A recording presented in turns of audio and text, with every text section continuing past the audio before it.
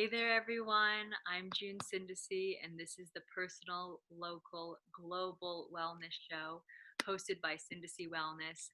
We have a really incredible show prepared for you today. We're going to be talking to an empath specialist, Abby Avalon. If you've ever thought you were an empath or know someone who is, this is definitely for you. I'm June Syndesi, a healthcare provider and women's healthcare specialist at Syndesi Wellness, helping women move from emotional overwhelm and anxiety to a state of peace, calm, and comfort, teaching stress management skills and using nutrition analysis in my counseling practice. Today we have Abby Avalon, and I'm really excited for her to join us and tell us a little bit about. There she is! Woohoo! Hello. What got her into doing the work she's doing. How are you, Abby? She's joining us from Michigan today. Northern Michigan, yes. And if you want to start, you can just kind of probably take us in deep to what parts of your life led you down the road to gain the skills and the knowledge that you teach to so many around the world today. Yes. Well, first off, thank you for having me on today.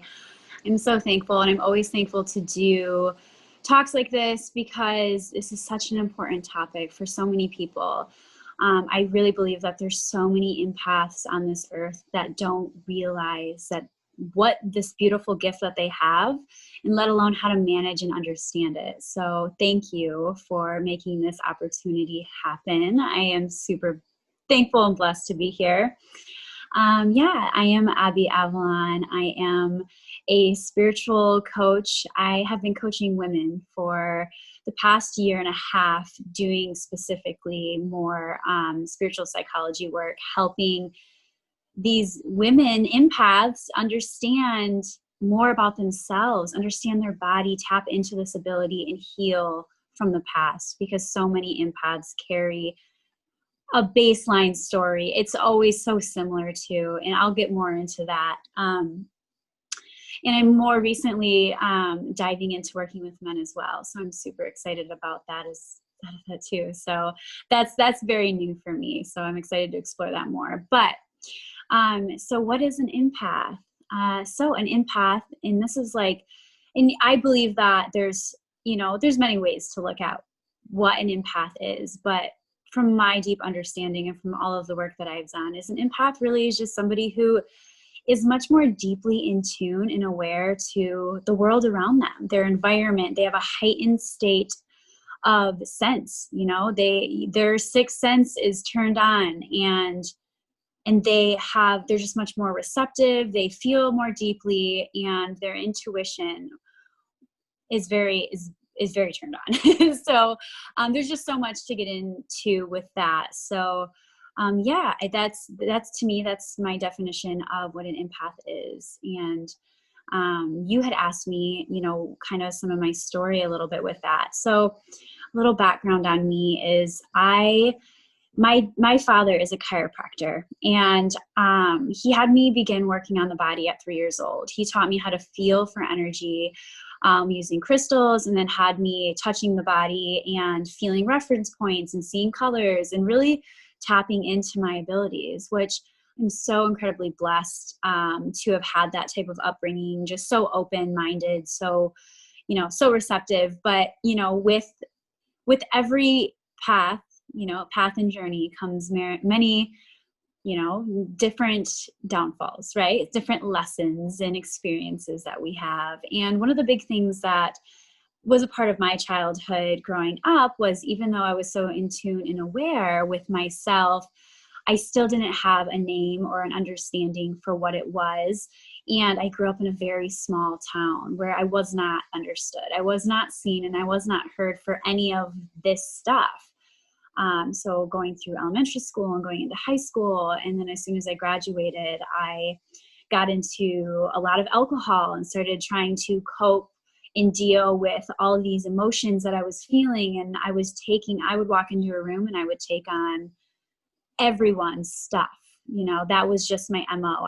And not intentionally, I didn't know I was doing it, but I was a walking open vessel, and it took me down an extremely dark path. the winter of 2016, I tried to end my life because of it, because it put me in such a dark place because I didn't have resources. I didn't have anybody, around me besides my father, who also he didn't necessarily know how to put it into context. He was very heavy in his masculine, very not so receptive with the emotional side of things, just more of the energy based. And so it took me down a very, very dark path, and I was very detached from myself. I had a lot of healing work that needed to be done that was just, eating away at me every day, and, all of the things. And that was initially my first and deepest dark night of the soul. This dark night of the soul almost took my life. And I remember waking up, coming out of my attempt, and I just had this moment of like, either I leave right now and save, I either stay here or I leave and I save my life, because there's something bigger that I'm supposed to be doing. And this isn't it. This is not it. So I packed my bags, and a week later I drove to Phoenix, Arizona from Northern Michigan. And I didn't know what I was doing. I knew one person, and all I knew is that I needed to do something different with my life. I knew there was something bigger, and I was just following that soul calling. And so that really led me down my huge healing journey. I now have over 1,500 hours of yoga teacher training. I specialize in trauma and PTSD work. I've been a Reiki master for many, many years.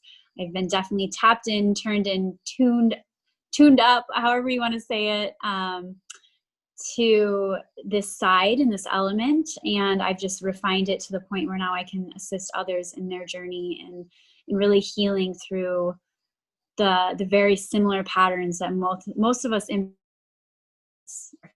are us healing through it, and really being able to hone down on this beautiful gift of being an empath and being a highly sensitive person.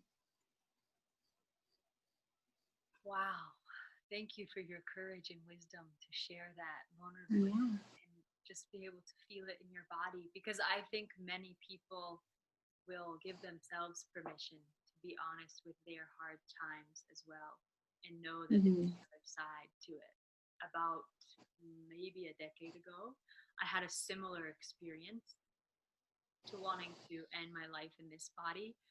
I had come back from Israel, and I had been doing some journalism work there, and kind of a war and bombing had broken out, and I was really confused because I had a strict agenda, and that was everyone wants peace and everyone wants to love each other.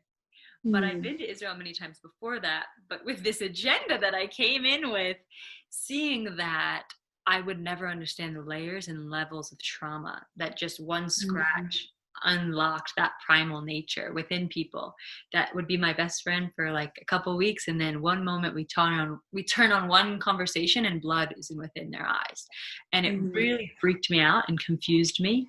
And I was doing yoga twice a day there, and I got back and I took myself cold turkey off of large dose of Prozac that I'd been on for probably 8 years prior to that. I didn't know about half-lives then. And I was seeing Colombia's top psychiatrist, but I stopped seeing him when I did that, and it's very dangerous. So I am not anti-pharmaceutical or pro-pharmaceutical. I am whatever individual design and unique systems, to survive and live and thrive in their best nature. For me, pharmaceuticals only in extreme measures, but not anymore do I usually partake in.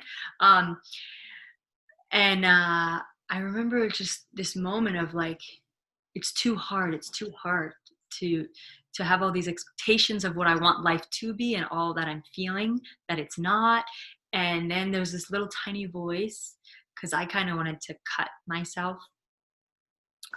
to death, that said, you're worth it. You're worth the hard work.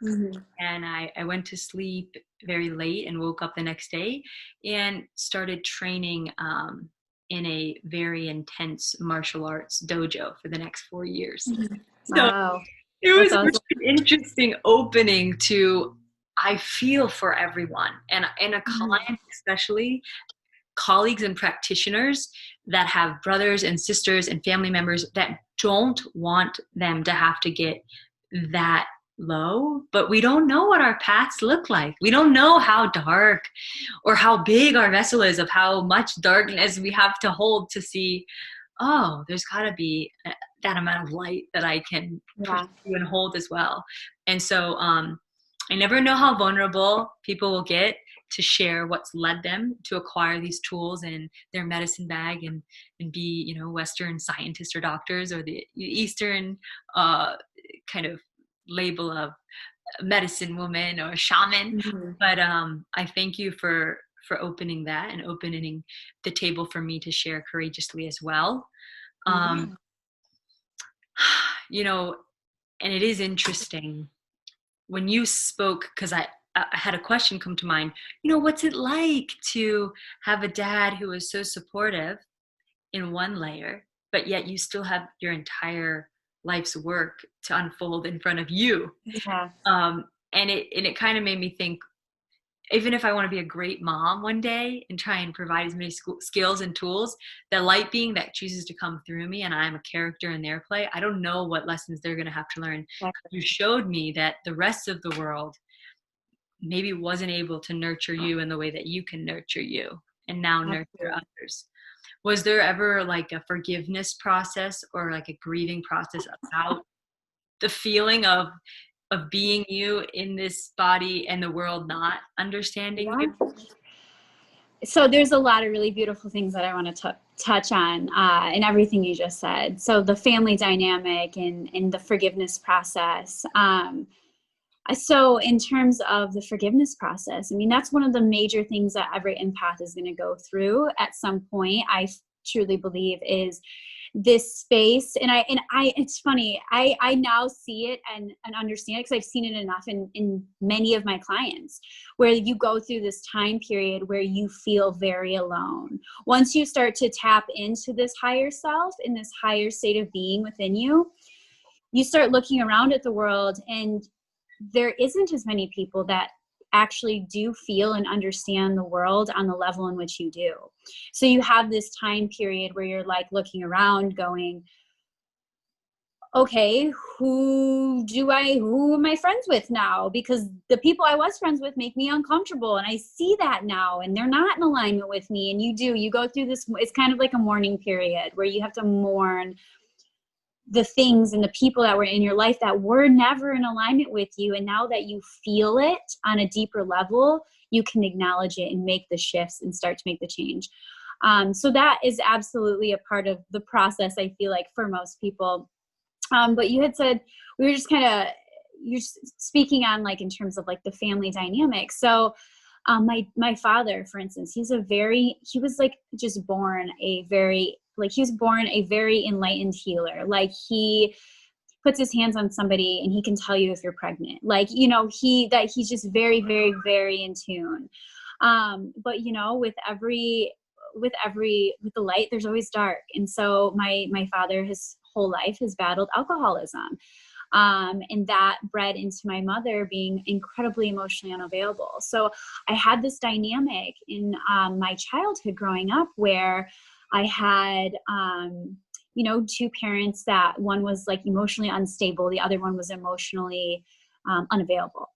So there was a lot of different, you know, when you're also so highly sensitive, it's like you're not just processing, even doesn't matter how old you are, you're not just processing your own stuff. You're processing everything for the whole household. And when you have two parental dynamics that are both emotionally just disconnected and turned off, it creates a lot of inner chaos. So that's a lot of the work that I've had to do, was really nurturing my inner child and saying, look, like, you didn't know any better and there's nothing more you could have done. So it's okay.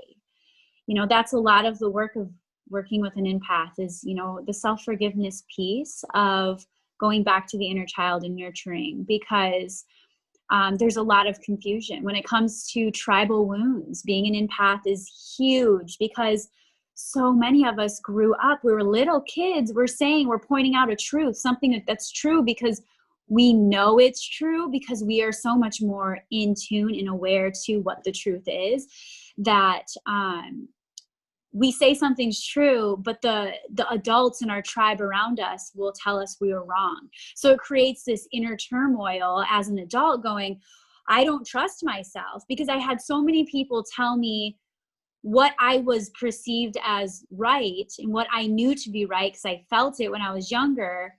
And then I was told I was wrong. Now I don't trust myself.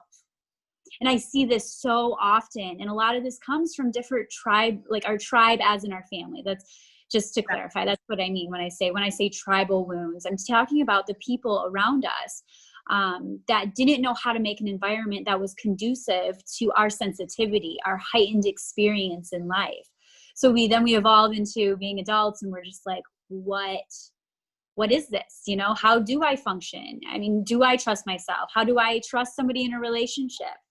You know, a lot of empaths attract narcissists because of these different wounds, core wounds that we have from our childhood, because we're not in conducive environments, usually because of the family. And not to say that there's anything wrong with your family. It's just acknowledging that they didn't know. They didn't know what my needs were, so how could they meet them? Exactly. And I really resonate with there's a book I just was told about who has a similar narrative that I'm going to speak to, that I heard through Louise Hay's work, which is your soul comes through and divinely chooses its lessons, and the socioeconomic status, nation, culture, religion, gender, skin tone, to learn the lessons that it needs Mm-hmm. to, in like a play, and that all the characters are my family members and the other people I meet. One moment a villain, the next moment a hero.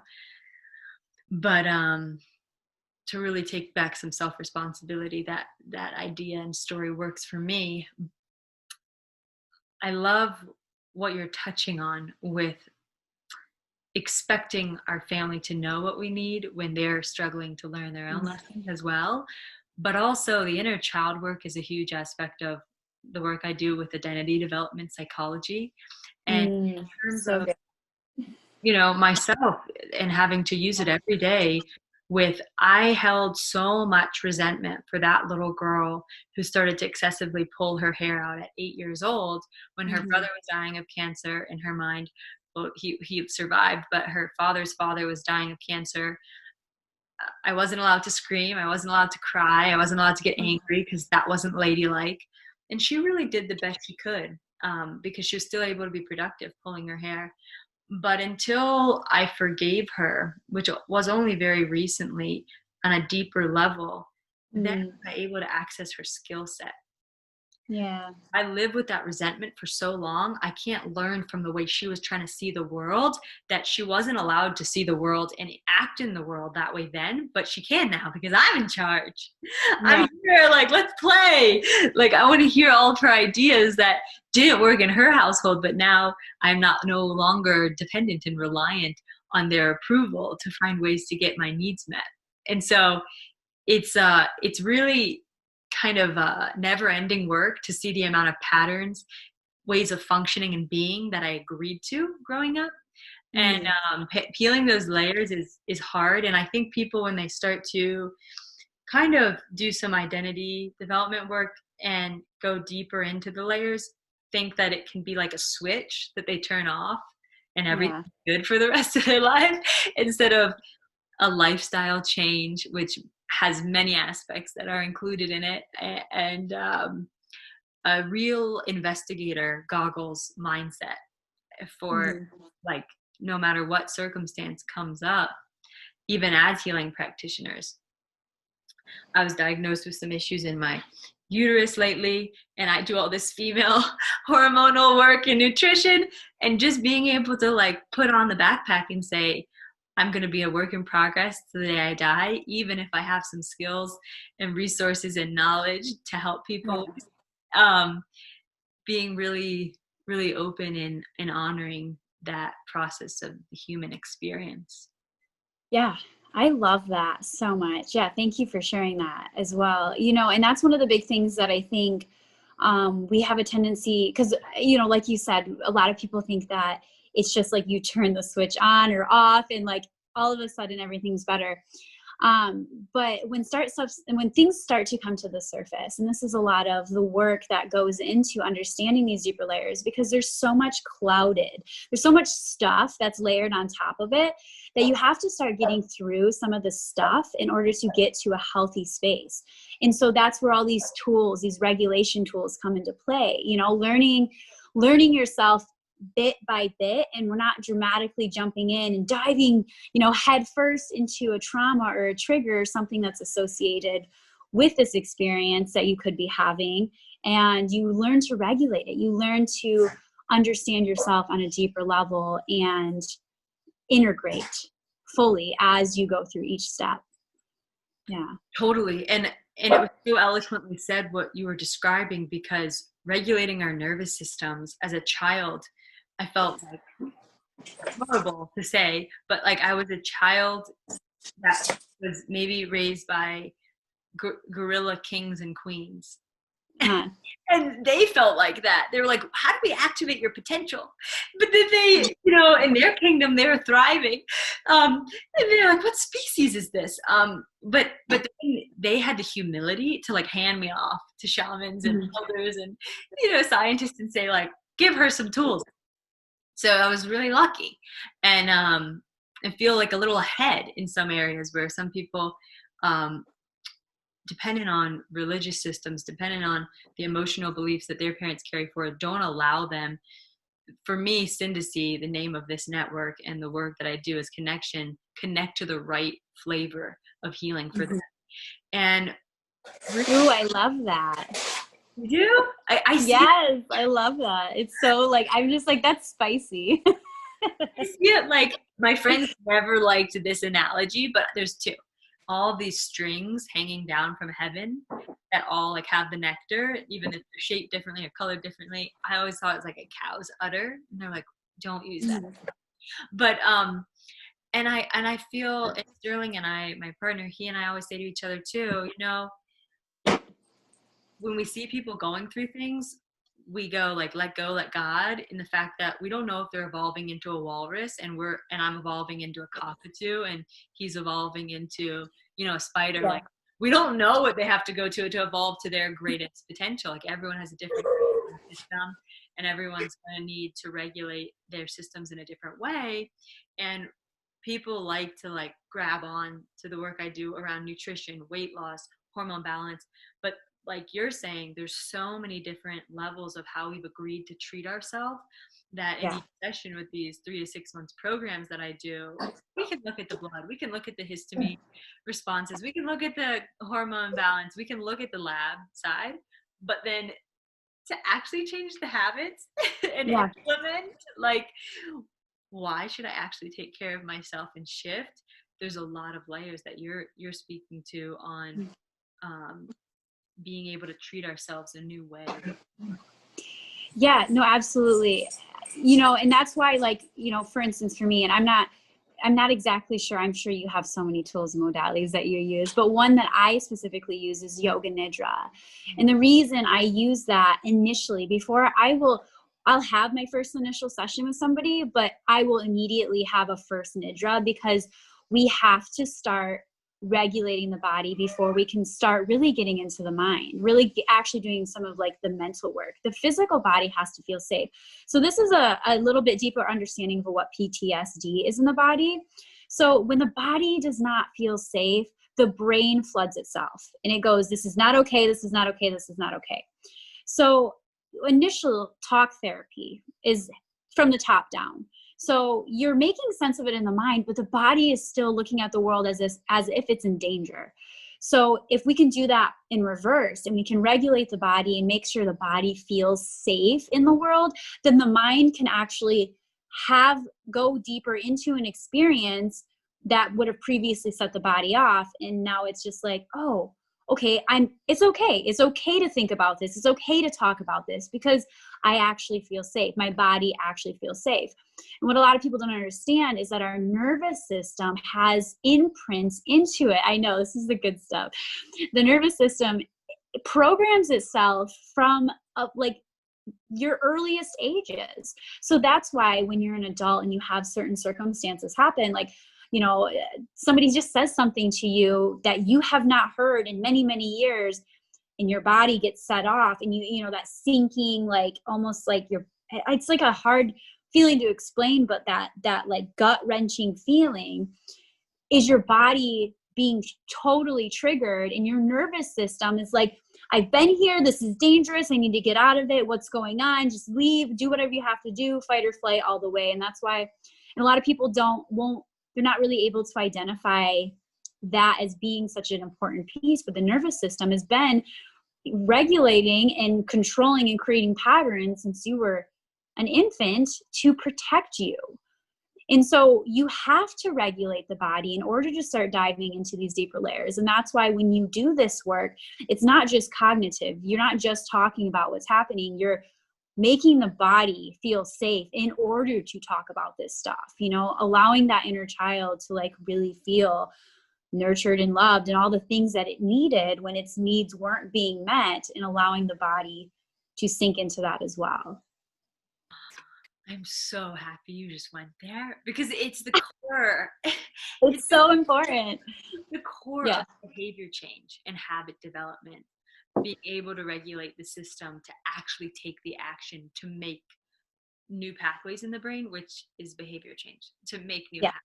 And the idea of knowing when we're going into sympathetic or Mm-hmm. parasympathetic mode. And there's a lot around the neurology and the metabolism, the ability to function when we're in Yeah. sympathetic mode. And it's driven me crazy the more that research has revealed around the tech companies working with scientists to see like the exact color red that is the most responsive for us, and a lot of people not changing their lifestyle to, in the morning, you know, activate our God spirit, our creation spirit, which is our responsive, you know, Mm-hmm. choice rather than reactive nature. And I've seen it a lot in people's ability to digest differently, to intake information differently. But also, I'll use an example of my own, when I had a hard conversation with someone a couple weeks ago, and I literally had to get under the covers like it did when I was little. And it used to take me 3 days. It used to take me 3 hours, and now it takes me about 5 minutes. And the little part of me was like, that person may be not happy with me. Then Mm. maybe I'm not safe. I won't get my needs met. And I was like, well, what do you need? I'm here for you. I'm hearing you. And I need, like, you know, back rub. Tell me it's okay. And it's very nonverbal. And just the back rub, and all of a sudden, like, what do you need now? I just want to dance and play.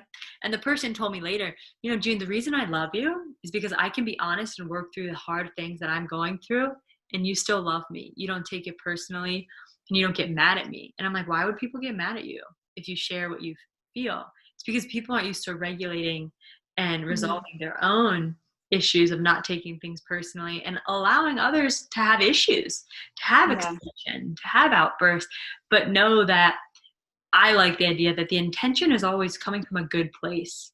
Even if I can't understand someone's reasoning, I hope that.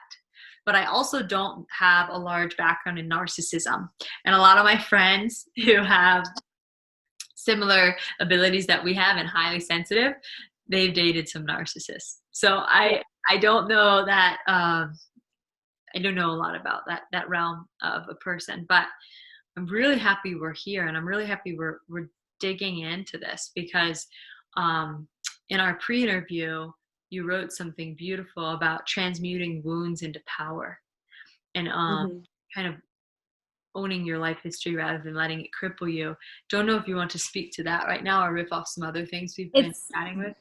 Yeah, absolutely. Well, because it ties into like a thought that I just had, because you were talking about, you know, being so concerned with what other people think, right?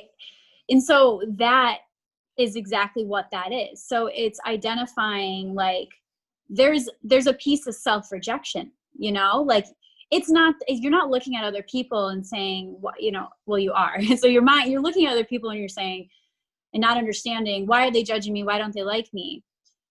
That stems from a level of self-rejection that more than likely developed when you were young.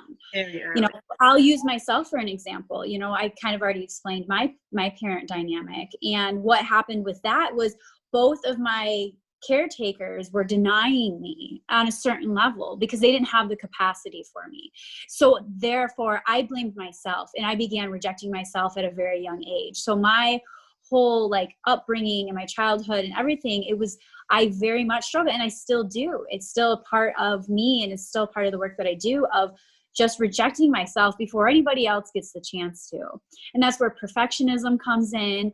All of these, like, these major pieces of what we call insecurities are just core wounds that we are still carrying from when we developed them at a young age, due to our environment, due to it not being conducive, and just having the people around us, or whatever our experience was. We just developed these, it's our innate way of saying, well, I can't figure out what's going on out there because I'm only a little kid and I can't make sense of this. It must be me. And this is why. Yeah. So that's exactly, it's turning those wounds, it's turning that pain into a level of power. Because once you recognize that, once you're able to say, okay, I still reject myself in a lot of ways. Like, I get, you know, I know my outlets that I've turned to, and I know how to identify it because I've been doing this work.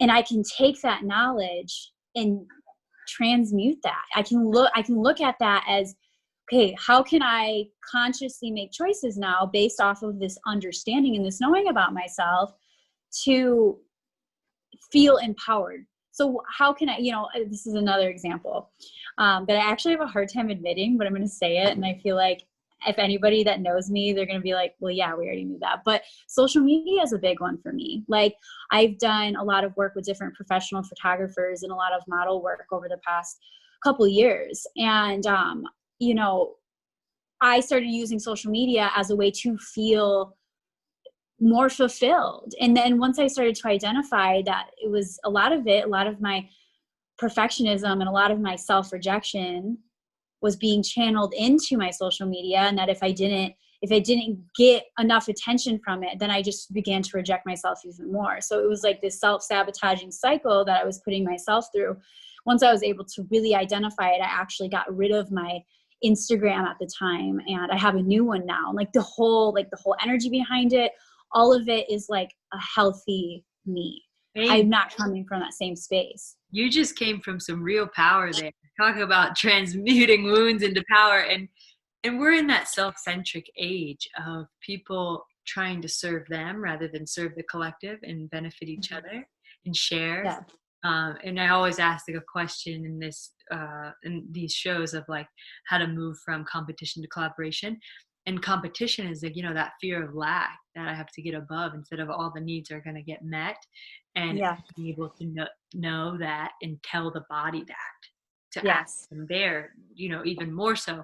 But I really admire your courage to open that bag of worms, because it's huge and it's a very, very, very important topic for this Yeah. next age that we've gotten into, the age of Aquarius, the age of air and technology. And I'm really, really happy that you brought it up. So I want to ask about a word that I only learned this year. We had chatted on how you said your soul's mission is to raise consciousness through healing and understanding 5D energy. Mm-hmm. I have lots of feelings about 3D and 5D and living in the matrix and Mm-hmm. not living in the matrix, because I believe sometimes we can only change the system from the inside out. And I Mm-hmm. believe in a bridge, and I believe in being able to kind of honor both worlds, whatever people are choosing. And there's a lot of pretentiousness and rejection versus honoring each person's reverence and their path. But will you describe what 5D is? And So, oh, sorry, continue. open What these was terms, it? open the terms up of what some Yeah. spiritual jargon is that some people don't know. Yeah. Well, okay. So we're gonna let's get into the body real quick. So then I'll make all of this make a little bit more sense, because I love that you said honoring the 3D and under like you said you like to honor both worlds, and I think that's absolutely what we all should do. It's not about transcending into like this different dimension. It's about being in physical form, our root. So we'll talk energetics of the body. So root chakra is going to be the base. That's going to be our connecting point. And then our crown is going to open us up to the 5D. So why this is important and why it's important to understand the energetics of it is because we're living in a world where 90% of our root chakras are very disconnected. We're very disconnected from our bodies, from our knowing, from like most everything about ourselves. Many of us are disconnected from, and that is what grounds us into the 3D.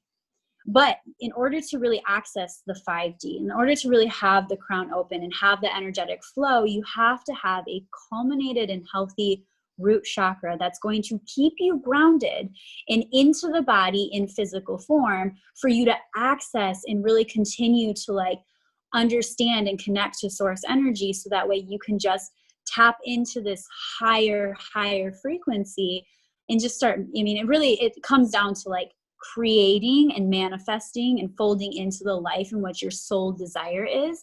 But you have to have that root chakra in order to access that high dimension. And that's why the healing element is so important. So to give you like an exact definition of what 5D energy is, I would, my definition is just we are just evolving into a much higher frequency. So 3D energy is just the energy in which we've been living in physical form, but 5D is finally tapping into that pure source energy as a collective. So there's been people that have done it individually. Obviously, we're all on our own journey and our own path, but this is the solution of it happening on a collective level. So we're all evolving to this higher frequency. But the ones who are more grounded in their root and more have done some of the work, are more in their body and into their knowing, are the ones that are truly tapping into that in like its full capacity. So that's why I feel like that's so much of my work here, is to help people heal and cultivate that. This is my description of it. I love it. that root chakra and that root energy that connects us to all. And then just think about like the energy source itself, all of the chakras going in alignment. We have our manifesting current that comes down through source into our body, all through our chakras and out the root. And that's how it creates itself into physical form. That's how we manifest things. So if we have this unhealed, blocked up energy body, how can we really tap into that 5D and manifest and bring that into fruition? I love it. And I love the gift of your father being a chiropractor and how you really can embody, but take us into the anatomy and draw us a picture of things that people like to get completely in space with. And I will riff off you in terms of some storytelling of people thinking they can cure their sensitivity by getting out of their body, which I definitely ran into when I was younger. Enjoying different spiritual groups and practices where I was part of a mega $1 million practice that it was so much about making money and being in this way of expansion rather than patience, cyclical nature, trust, which is to me what nature teaches us, which is my body, and transcending this world. That there was this incongruence that I was experiencing during that time, of reaching forward rather than sinking into. And I felt that there's a couple components to my story. If I could somehow evolve out of this human experience, I would be happy. But then within that community, I also learned that, the three enlightenments they spoke on were life is suffering because we're in a body, life is transient, it's always changing, and then life is nothing. So you can create what you would like because you have that Mhm. God spark. But I was so interested because I'll just take it back to my life experience of what I was learning, of being able to see more, experience more, see more colors, rather than really learn from the sensations, really learn from this experience of the body. And it wasn't until I fell 25 feet a couple years ago and broke my back, damaged my ankles and had these 7 major injuries, hit my head, that I had a lot of numbness in my left leg and my back and my belly and my arm, turned my nerves back on, that I went to an incredible myofascial practitioner who's also a physical therapist, an internal pelvic worker. So going into my internal pelvic floor was able to, my whole pelvis was shifted forward. Um, and that didn't help with the back break. And so the musculature there, she was able to massage and like allow those internal core muscles to relax, the circulation to come back, and this left leg to turn on. But also, I wasn't able to have an orgasm until I was 25 due to the amount of SSRIs I was on, serotonin reuptake Mhm. inhibitors. Dulling that sensitivity with these antidepressants also Mhm. lowers the libido. So I was rejecting this and I wasn't able to access this. And it's that marrying the Wow. two, Yeah. and until I really had a lot of that pelvic floor work done, and I was literally broken to the ground. I couldn't walk for 3 or 4 months and had to get in here. Then I was able to Wow. finally feel. And there was a lot of emotional work that had to go to help me unravel the courage Mhm. to feel, actually, and not fake talking about Yeah.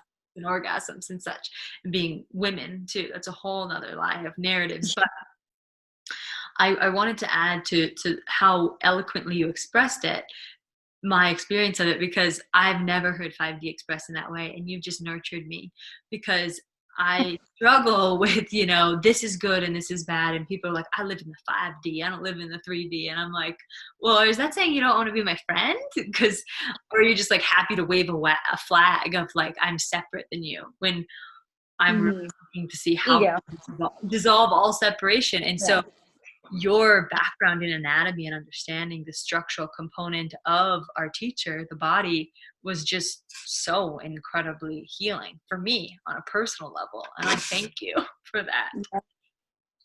Yeah, well, I find it interesting.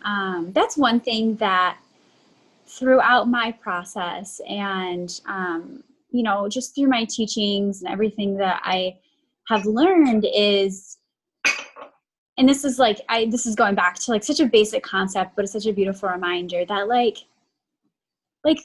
yes, be aware, have the awareness that you maybe are having belief systems that are very linear, or like maybe like, I think it's more about being able to acknowledge like, okay, like I'm still trapped in this money belief that I have to hustle and grind 24/7 in order to make $1. Like that's a very 3D thought. Like let's shift that, let's work with that. It's not about disowning or owning anybody or anything. It's about the awareness and the evolution process, the growing and the self-discovery within acknowledging where your belief systems are. And once you have a more base understanding of the 3D versus the 5D, you can actually then start tapping into those more high frequency thoughts, because that's what it comes down to. That's why I even talk about it, is like, choose the higher frequency, like choose the higher path and do it moment to moment, and acknowledge that thought was not a very good thought. It wasn't a very high frequency thought, you could say even. So choose the higher. You're healing a prejudice in me. I think, Ooh. because you see, with the separation I was like given through people like 5D flag, no 3D, then I felt that separation and then created my own prejudice. And then you dissolve Mm. that just in this conversation. And I bow to your wisdom in that. And I wasn't going to ask this question, but I am now because of, I ask it often, for practitioners listening who can fall into a scarcity mindset financially, moving from their comfortable jobs to their dream job, doing a lot of the work that you and I are doing. What has your experience been, as well as advice from moving from a competition to collaborative mindset in the wellness industry, and as women Yeah. being alphas and supporting each other and fanning each other's flames? You're making me think too that like financial is a concept that's also just energetic, It's all and energetic. how they relate to that. And scarcity is coming from the body not feeling safe. But I want to hear your opinions. Okay, so this is so interesting. I just recently had a very profound experience for me in terms of money and energy, and making the transition between working the corporate world and working, like a 9 to 5, and making the transition into like fully going in on everything that I want to do. And that's where I'm at now, and it's beautiful. But it wasn't that long ago where when I made that transition, I had this feeling that there was going to be some injustice. Like I knew, like the company I was leaving, I knew it was something was going to go funky. I tried not to like totally put it out there, but intuitively I knew. And so I just allowed it to unfold, and it did. It very much did. I was asked to make the transition at no pay. So essentially, I worked 2 weeks on a salary pay for nothing. And so that is so, interestingly enough, you can say, well, maybe my energy was funky. Maybe there was something going on within me that attracted that. You could go all down that rabbit hole. But the moment that I initially found acceptance, and I said, okay, I'm not going to get paid. I said, and I looked at my girlfriend who was sitting next to me, because I was like going through the whole motion with her. And I said, I will get paid. The universe is going to pay me. You just wait and see. The universe is going to pay me. And about 30 minutes later, a past lover of mine who I'm very dear friends with, he messaged me and he said, something feels funky. Are you okay? Like just like tapped in. And I kind of expressed what happened, and then I took a nap, and I woke up, and the exact amount that I was owed was sent to me. And it literally said, the universe, what did he say? It said, you owe, what you give, you get. That's what he said. Yeah. And it was yeah. And it was so fun. And I like went back over to my girlfriend's, because she's actually my neighbor. And I was like, I told you. I said, within a couple hours this happened. So, and so the reason that I emphasize on that is because it's really important to understand the belief systems you carry are everything. And it's taken me a long time, and I still have work to do around it. But I had one of my last coach that I had, she was like a manifestor coach. Like that was like her thing. And so I really was able to get into the belief systems and the feelings of not like, and like, this is going to sound, I don't know what it'll sound like, but in terms of like, Just go there, girl. it's like, it's said all the time, like, just see yourself in abundance. Like you are abundance. And like, I love that, but like, let's be real. Like there's so much more, like, it's so much more than just that line and that phrase of like, just imagine yourself in abundance and just say it all the time. Like so many belief systems and so much programming goes into our relationship with money and our energy with money. So you can't, it's like, yes, you can, that's going to help, but like, there's real work that needs to be done if you actually want to cultivate a healthy relationship with money for the receiving and the giving of it. And it might not be the work that needs to be done, might not be done financially, it might be done emotionally. And 100%. For me, it was all my root. It was all my root chakra. Because your root is your relationship with your parents. It's your foundation, your sense of security, and your relationship to finances. Finances as in your sense of security in the world. Like how safe do you really feel? So if you are cultivating a healthy root, your relationship with money is naturally going to get better. Yeah. But that once you start to identify some of those pieces, that's where you start to witness and become the observer of the thoughts you have around money. So like a really beautiful practice, and I know this is a little bit off from what you have asked, but go there. A really beautiful practice that I have my clients do when they're struggling with any sort of money relationship is when they go to pay for something and they hand over their card or their cash or whatever it may be, they say out loud, I give what I get. Or I get what I give. There you go, sorry. And they say that so that way when they're giving money, it's creating this understanding that there is a cycle. There is a beautiful exchange that's happening. So, and like for me personally, like I have this belief system that when I work for somebody for free, I'm still going to get paid. Maybe it's not directly through them, but I'm still going to get paid. And I always do. I swear, I always do. I literally last week just took on a client who I knew maybe she wasn't in the best, like it wasn't in a place financially to be able to afford me. And so I offered to work with her for 6 weeks. And then she immediately called me 30 minutes later and said, how about I do personal assistant work for you?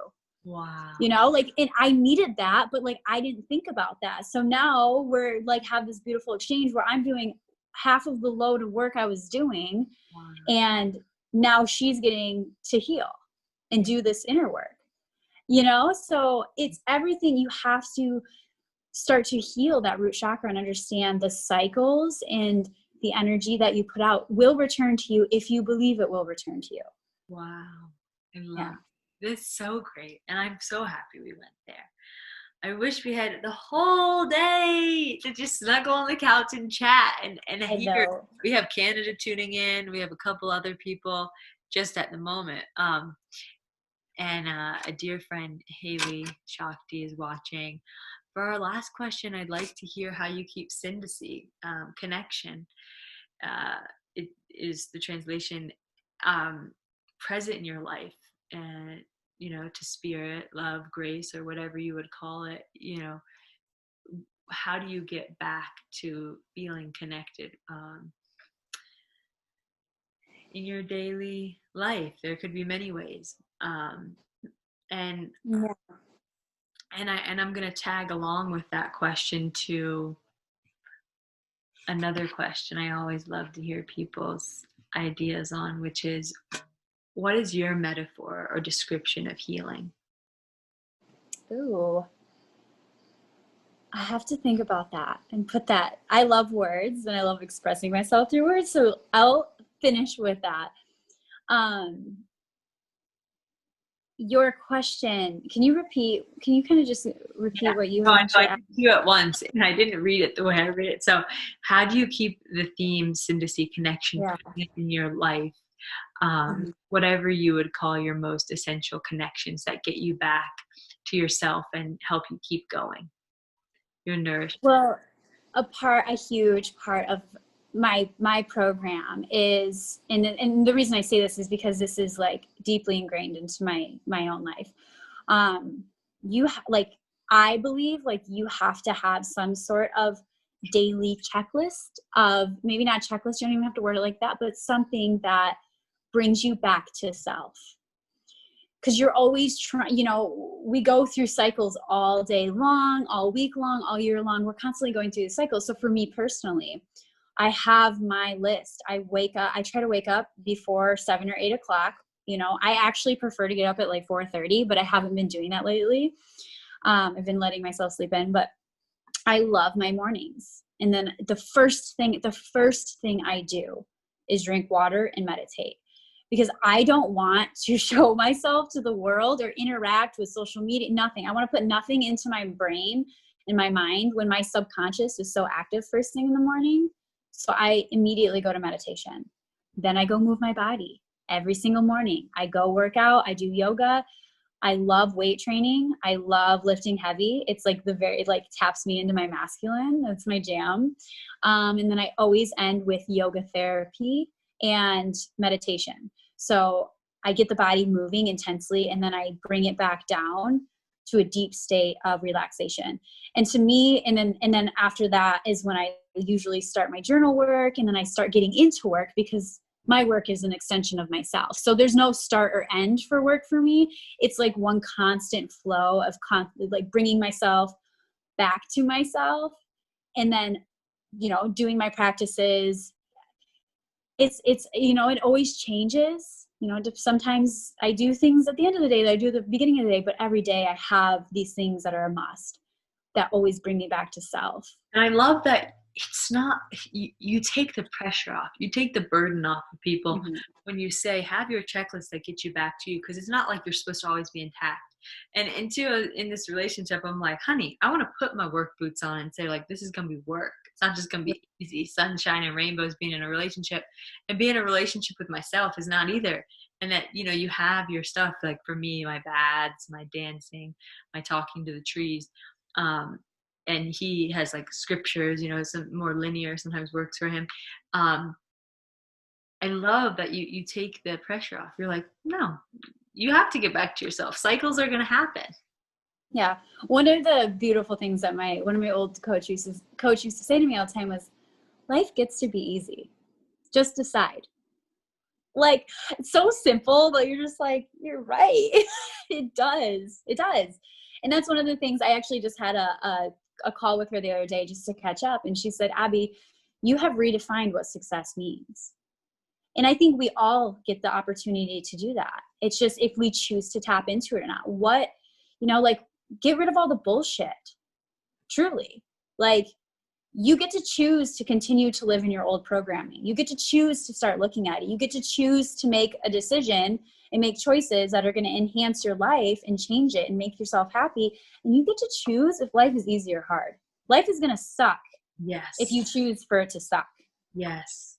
And maybe that's like a kind of a masculine way to say it, but like, that's the truth. Oh, you're getting like hearts and clicks on the line. I can't see any of it. Yeah. And I love hearing a woman speak with such confidence and resonance in her voice that she's allowed to declare, especially with some of the narratives we've been given as women. And that was when I had my accident. I finally said, I don't have to learn through pain and suffering anymore. I can learn from ease and grace. And it's funny because I was so not interested in going to channelers, and I went to a channeler, and I'd never seen someone like go into the channeling mode 2 years ago. And this woman that came through was really sharp, and I sat there in a little chair and like told about my accident. And they're like, "Are you learning from pain?" And I said, "Yes." And she said, Stop learning through pain." And I'm like, "What do you mean?" And she's like, "You have," and I was really jolted. Like, I didn't like it, but it was one of the strongest lessons I took. She was like, "You have to learn through ease and grace now. Stop learning that way, because the next time might not be 25 feet, might be 40, Yeah. So happy you went there. So happy you gave us that permission. And I guess we can end with healing and what that term and definition is in your heart, and how you help people reframe that idea. Healing is transmuting pain into power. That's what it is. Yes. Why else would we need to make these shifts and changes if it wasn't to change the trajectory of our life, of our path, and work through our karma and become a different person? The end result is a more powerful version of who we were, transmuted. And it's very subjective. I love your definition, because that means you don't have to be fixed into someone else's expectation. You get to unfold into what your power looks like. I also love, there's a saying, and I want to say it real quick because it's so true and so powerful. The spiritual journey, the healing journey, is taking everything that we knew about ourselves and unraveling us into everything that we actually are. And like, that's powerful. I just think of like a ball of yarn. It's this, but really we're just like the string. We're actually just the string. We're not the ball of all the raveled up stuff. So once you unravel it, you're down to the core of who you are, and that's your true self. And I think that so much of this journey is get rid of all the bullshit and start to actually acknowledge who I am, what I actually love, and owning that and owning it and having the power to own it. So brilliant. Owning our sensitivity, our power. Because I didn't even have to ask the question I usually ask about how to turn sensitivity into a superpower rather than crippling force, because it's kind of been the narrative and theme of what we've been diving into. I'm so grateful for your time. I'm so grateful for the journey you have walked, the pains that you have felt, and where can viewers find you? Yeah, so I am on Instagram at Soul Alchemy. It's like soul period alchemy underscore underscore. Or you can just type my name in, Abby Avalon. Definitely find me on YouTube. That is like my jam. That's my place. I have a whole YouTube channel. If you're curious on any of these subjects, more than likely I've already made a video on them. And I'm actually putting out more yoga content to help people start to regulate their nervous system and start to do some of this deeper work on their own if they're not ready to invest into a coach or somebody to help them along the path. And then you can find me on Facebook. And I also have I have two Facebook groups. I have one, it's just a woman's Facebook group, and it's called The Embodied Woman. And it's just a community of other women that are doing the work. It's really beautiful. And then I also have a new membership program, and it's the emotional mastery. And it's just for anybody that's ready to go into this work. So the emotional mastery tribe. Sorry, I forgot that word. It's tribe. So and this is just for anybody that is ready to start diving into it.